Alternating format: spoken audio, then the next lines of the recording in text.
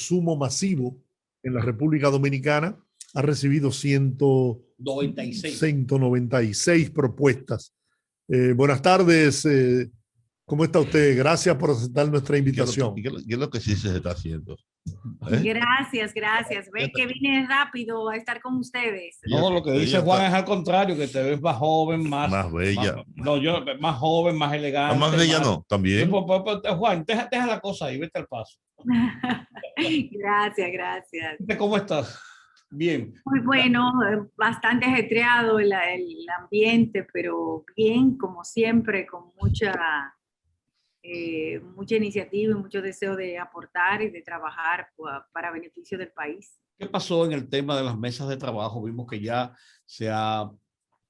han comenzado a salir las propuestas. Hay unas 196 propuestas yo me entiendo, para estructurar y elaborar una política finalmente para enfrentar este tema de los aumentos de precios con un alto componente de situación internacional y también donde hay que hacer algunos ajustes quizás en República Dominicana.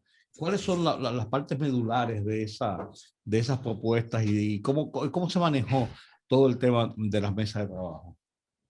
Mira, sin duda alguna, yo creo que fue una iniciativa excelente el hecho de que el presidente de la República convocara a diversos actores para una mesa de diálogo donde se explicó abiertamente lo que está sucediendo. Nosotros habíamos, inclusive en este programa, habíamos advertido de nuestra preocupación porque habían alzas, incrementos volátiles que están provocando una situación no solamente de incremento en los insumos que se utilizan para la producción de bienes de consumo masivo, sino también un incremento en lo que es productos terminados que vienen de fuera y que vienen importados, pero al mismo tiempo hay algunas preocupaciones de escasez de productos, que ya es algo más grave a nivel internacional.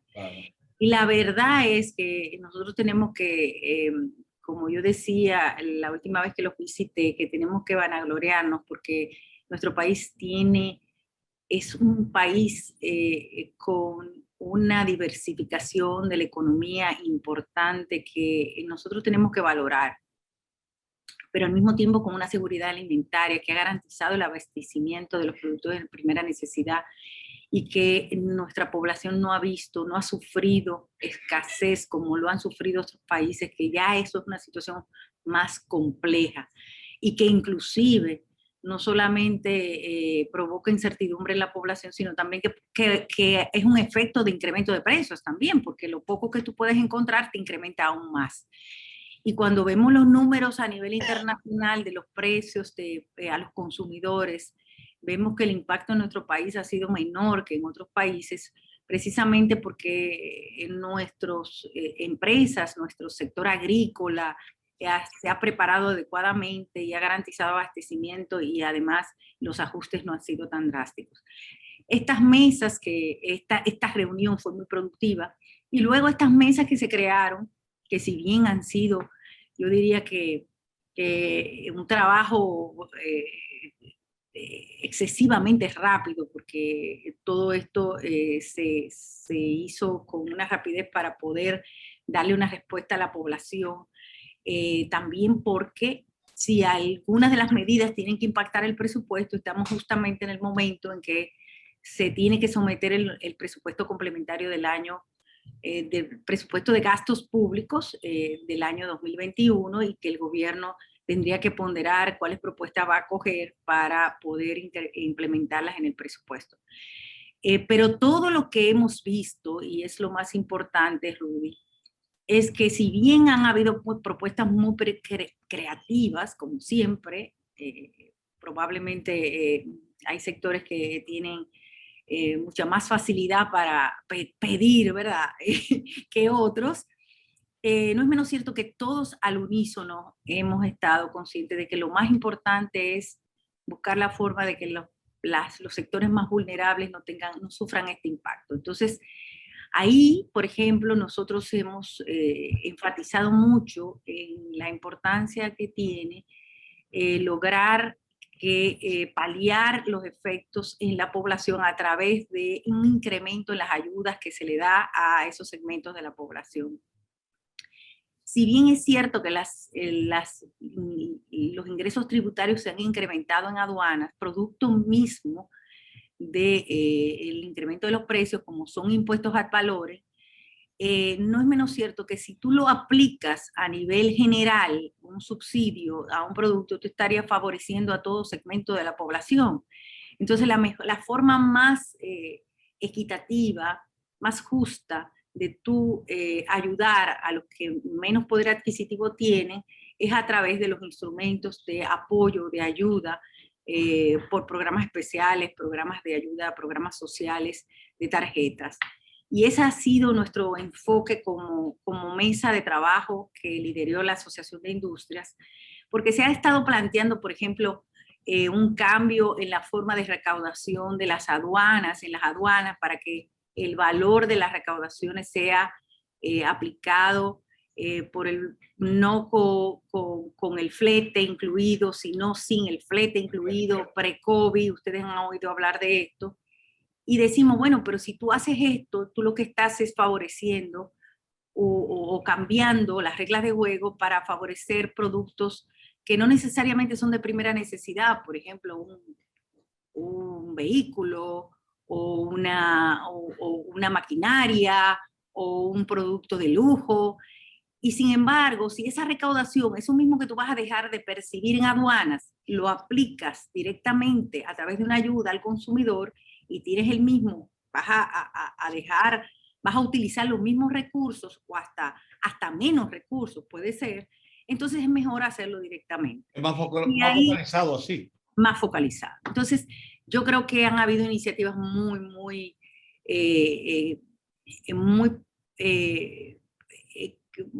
potables. Claro, la decisión está ahora en manos de las autoridades, sobre todo las autoridades que tienen que trabajar en la parte fiscal, en la parte de lo que implica ese gasto o asumir ese subsidio, pero hay otras iniciativas que estamos implementando que pueden ser muy provechosas. Por ejemplo, se está trabajando, se hicieron propuestas de cómo mejorar la cadena logística, que tiene unas trabas y que encarece también los productos o el acceso de los productos a la población, al consumidor.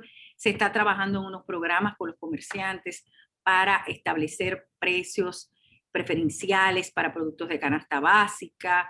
Se está estableciendo también mecanismos de incentivo, o yo diría de mecanismos, instrumentos financieros que permitan que el costo financiero sea mucho más bajo. Ya el Banco Central anunció para las pymes otros recursos, más de 7.000 millones de pesos para poderlos destinar a las pymes.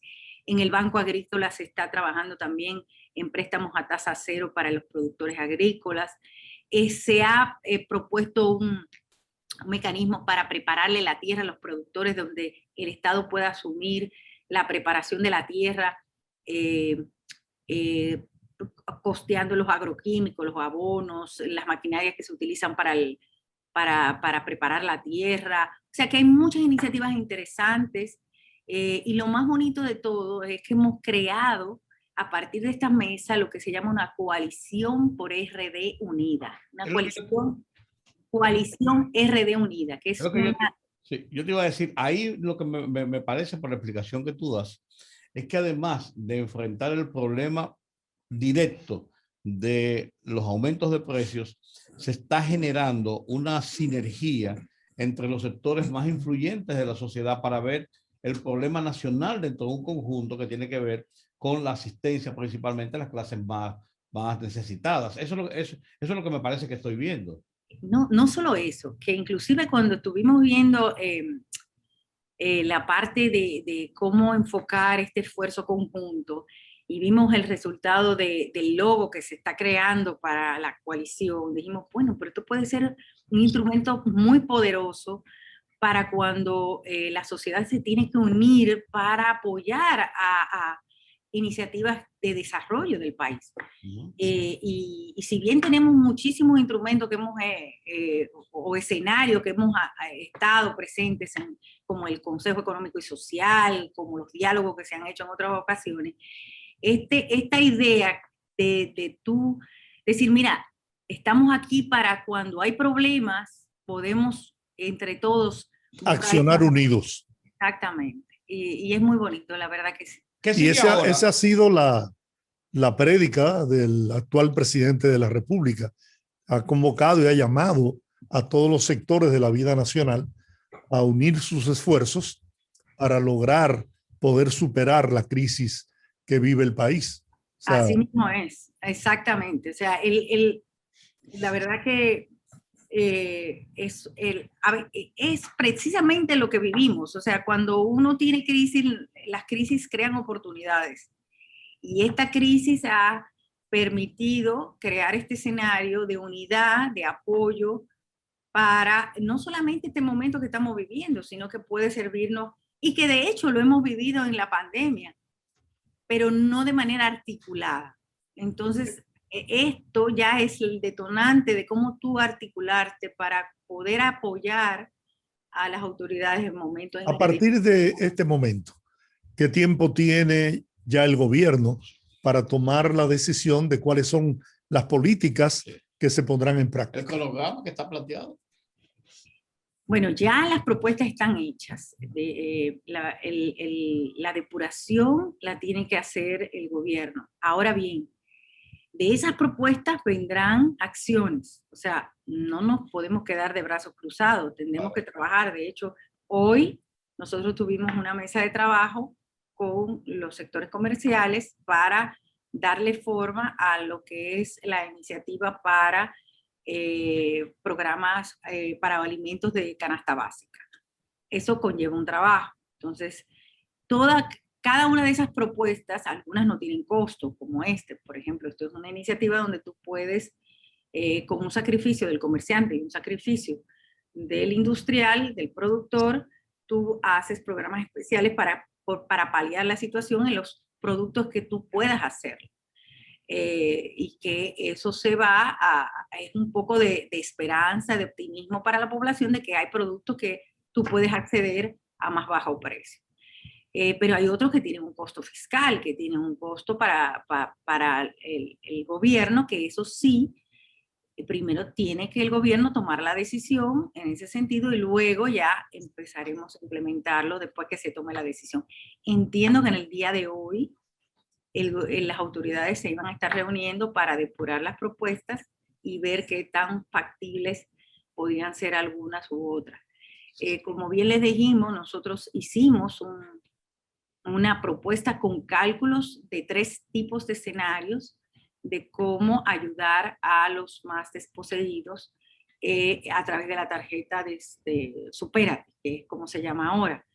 Incrementando las ayudas directas de aquí a diciembre. Hubo varios escenarios. Hay un escenario que plantea que puede ser hasta agosto, uno que puede ser hasta diciembre, y hay también dependiendo de los deciles o quintiles de la población. Entonces, en la medida en que tú amplíes a los quintiles, entonces el mayor el gasto fiscal. Uno puede entender, Circe, que con esto se ha generado un escenario nuevo, porque el hecho de que hayan sido convocados para esto, hayan trabajado en esto, no quiere decir que aquí termina lo que pudiera ser un escenario interesante de diferentes sectores para actuar e interactuar en un momento determinado, porque las situaciones del país, hoy estamos viviendo una crisis, mañana podemos tener otras situaciones y hay una multiplicidad de cosas que es necesario diálogos de esta naturaleza para poder enfrentar. Así mismo es, así mismo es. Y la verdad es que estamos viviendo la pandemia todavía, no solamente a nivel sanitario, sino ahora más que nunca a nivel económico. Y yo digo que no solamente la pandemia, sino que han confluido una serie de factores, de causas que hacía tiempo que no se daban todas juntas. O sea, cuando vemos y analizamos el incremento de los precios internacionales, vemos que todo ha confluido. O sea, han habido muchos factores, desde que la fiebre porcina que le dio a los cerdos en China, que tuvieron que matar al 50% de los cerdos en China, y siendo China el productor más grande de cerdos a nivel mundial, desde un problema de producción por el clima, por desastres climáticos en Estados Unidos para la madera, desde otro problema de restricciones de exportaciones de carne en Argentina, el desastre natural que ocurrió en Texas a principios de año, que subió la resina, más el incremento de la liquidez excesiva en Estados Unidos y en países como de Europa que han estado dando ayudas, el incremento de la demanda de más de un 50% de China. O sea, todos estos factores nunca se habían visto, porque cuando tuvimos la última crisis financiera del 2008 a nivel internacional que incrementó los commodities, fue básicamente una crisis financiera, pero no se había dado en la magnitud que está ahora viviéndose. De hecho, el FMI hablaba ayer en un informe que nunca en la historia había habido un incremento tan significativo en los precios de los commodities, en los precios internacionales como ahora. El gobernador del Banco Central, Héctor Valdés Albizu, dijo en declaraciones hace unos días que ya empezará a bajar la presión sobre el precio de los productos a nivel internacional. Y además de eso señaló recientemente también y destacó la recuperación de la economía en la República Dominicana a pesar de la crisis producto de la pandemia que vivimos. ¿Qué opinas sobre eso? Bueno, tenemos una buena noticia para algunos rubros. En las últimas 2 semanas ha habido rubros que han ido disminuyendo de precios. Hay otros que todavía no se evidencia esa bajada.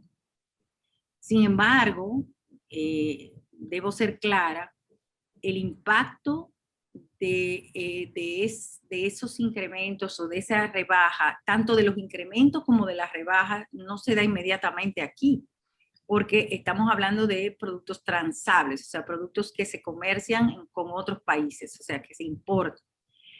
Y eso tiene un gap, un lapsus de tiempo de impacto a nivel nacional. Y por eso, así como les digo que quizá los precios locales todavía no reflejan los últimos incrementos de las últimas semanas, tampoco van a reflejar de manera automática las disminuciones. La buena noticia es para la madera, por ejemplo, que ha ido disminuyendo, la misma harina que ha ido disminuyendo. Tenemos también algunas bajadas en los precios de soya, no tan significativas, pero ha ido bajando. Y la verdad es que es alentador esa información.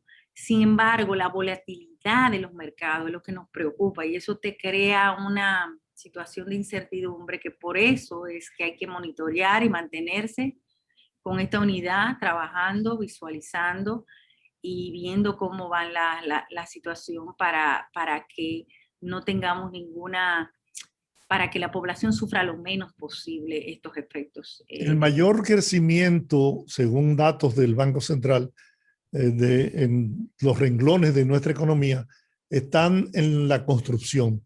Y a mí me llama la atención porque precisamente los materiales de construcción son los que se han disparado y han tenido incrementos considerables que han disparado el precio de la construcción. Sin embargo, es ese renglón de la economía el de mayor crecimiento. Sí, primero, el crecimiento es indudable, la actividad económica se siente. Nosotros, de hecho, en nuestro índice que hacemos mensualmente del IMAN, que es el índice de manufactura, se refleja un incremento en el mes de mayo muy importante de la actividad, pero el crecimiento no necesariamente quiere decir que no haya inflación. Y también el crecimiento es anualizado, se compara con la actividad del año pasado. Recordemos que la construcción el año pasado estaba totalmente paralizada para este momento.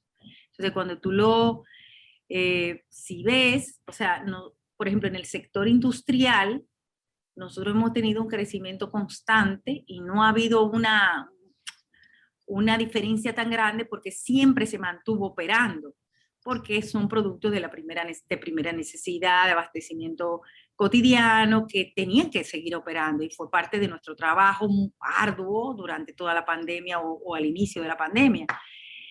Pero en la construcción se ve, se refleja esa comparación con el año pasado y vamos a tener un crecimiento hasta que se vaya estabilizando las estadísticas y normalizando. Pero el impacto de la construcción en los precios se ha sentido y se siente más que nada para los proyectos que se van a hacer o que no están terminados y eso es una realidad, no podemos negarla, pero sin duda alguna es algo que no podemos controlar porque nadie quiere subir precio para dejar de vender. O sea, todo el mundo quiere, o sea, lo que hace es que tampoco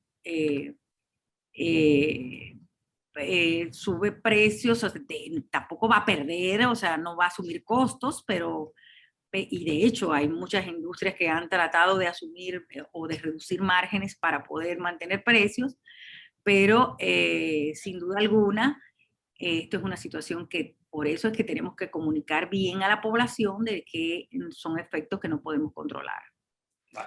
El superintendente de Salud y Riesgos Laborales, el doctor Jesús Félix Iglesias, anunció que llegaron a un acuerdo, un entendimiento con las ARS del país para extender hasta el último día del mes de julio el respaldo, ¿no? La cobertura de las ARS a todo lo que tiene que ver con el tratamiento sobre COVID-19. Eso también va a paliar un poco, ¿no? El aspecto económico de la ciudadanía, que ya el acuerdo terminaba ahora el día 30, hoy, 30 de junio. Sí, sin duda alguna, la pandemia no ha terminado, de hecho se está sintiendo bastante en estos últimos meses. Hay que recordar que esa cobertura para catastróficos del COVID es una cobertura que se acordó pagarle a las ARS, no es que ellas la están dando de lo que reciben normalmente. Hay más de 7.000 millones de pesos ha destinado el gobierno para esos fines. Exactamente, o sea, no es algo que lo está haciendo la ARS en motus propio, pero la verdad es que se necesita ubicar o localizar de dónde van a salir los fondos y qué buena noticia que se logró ya concertar.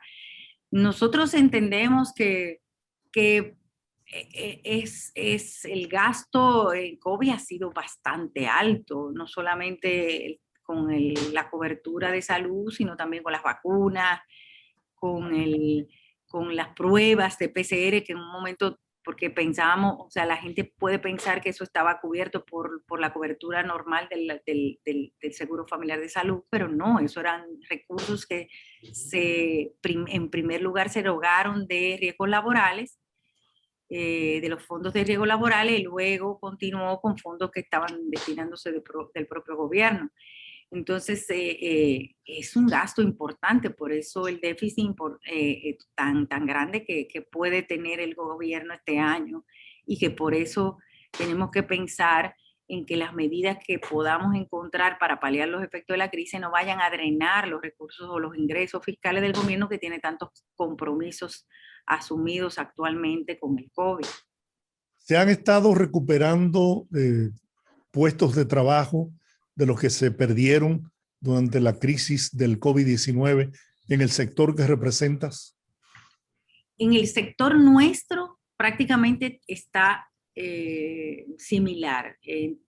Hay apenas, en el mes de abril, apenas 7.000 empleos estaban por debajo de lo que estaba en el mes de febrero del año 2020. Y nosotros entendemos que en la medida que va avanzando, la recuperación económica se van a recuperar en su totalidad, pero a nivel general todavía tenemos un rezago de aproximadamente 100.000 empleos, entre 80 y pico de mil empleos a 100.000, dependiendo del mes que lo tomemos, porque hay trabajadores temporeros que se registran en la Seguridad Social, pero esto es tomando en cuenta básicamente los trabajadores formales que están registrados en la Seguridad Social. A nivel de empleos que no están registrados en la Seguridad Social, los números son mucho más altos, porque donde ha habido más impacto es en las empresas MIPYMES que no están registradas, las empresas informales, y se ve en las cifras que dio el Banco Central a diciembre del año pasado que la informalidad incrementó 2 puntos porcentuales con respecto a lo que teníamos en el año 2020, perdón, en el 2019. Y eso es preocupante. Por eso cuando vayamos ahora a la discusión salarial, nosotros estamos retomando la importancia de la clasificación de las empresas, porque así podemos hacer tener una negociación un poco más justa para no afectar mucho a las microempresas, que son las que están más afectadas. Se ha planteado que a un mayor aumento de salario podría incrementarse el desempleo. Exacto, y sobre todo para aquellas empresas pequeñas, microempresas, porque las grandes, tú puedes rejugar más si el crecimiento económico está fluyendo, porque fluye la economía. Pero como tenemos este rezago a nivel de las pequeñas empresas, de las informales, entonces tenemos que ser muy cautelosos en ese sentido. Y también en todas, porque lo que queremos es preservar empleos y recuperar empleos y sobre todo preservar empleos. ¿Hay esperanza en el sector industrial de la República Dominicana? ¿Ven el futuro con optimismo? Sin duda alguna, sin duda alguna. Nosotros estamos muy confiados en nuestro país, en nuestra gente, en nuestro régimen democrático, en tener un gobierno abierto, con apertura, con diálogo, con instituciones que quieren ser cada vez más fuertes, con un sector privado que cree en su país, que hay un clima de inversión fuerte, que donde se atraen inversiones todos los días. Nosotros somos la envidia de muchos países, somos la envidia de muchos países. Tenemos realmente periodistas como ustedes que critican pero también contribuyen. Y eso no se ve en todos los países. O sea, nosotros tenemos que ver las cosas desde el punto de vista positivo. Claro está, cuando estamos en nuestras mesas internas, decir las cosas que tienen oportunidad de mejora para decirle la palabra correcta, ¿verdad? Pero porque hay mucha oportunidad de mejora, por supuesto que sí, y hay que hablarlas y hay que trabajarlas, sobre todo que hay a veces en nuestro país un poco de rezago en cuanto a las decisiones que garantizan mayor eficiencia, porque si tú tienes mientras más eficiencia, más productividad tú tienes, y ahí es uno de los escollos más grandes que tenemos. O sea, hay un problema de burocracia, de eficiencia en el Estado que hay que mejorar, y que si nosotros podemos resolver eso y ser más ágiles, mucho más ágiles, nosotros pudiéramos, ser uno de los países con más crecimiento, no con más crecimiento porque ya lo somos, sino unos países próximamente de la OCDE. Qué bien. Bueno, Circe Almanzar, gracias de corazón por esta conversación y ha sido un gusto poder compartir este espacio con ustedes en tu calidad de vicepresidenta ejecutiva de la Asociación de Industrias de la República Dominicana. Un gusto. Pasen buenas tardes. Gracias. Gracias. Vamos a la pausa. Estos son los poderosos en el rumbo de la tarde.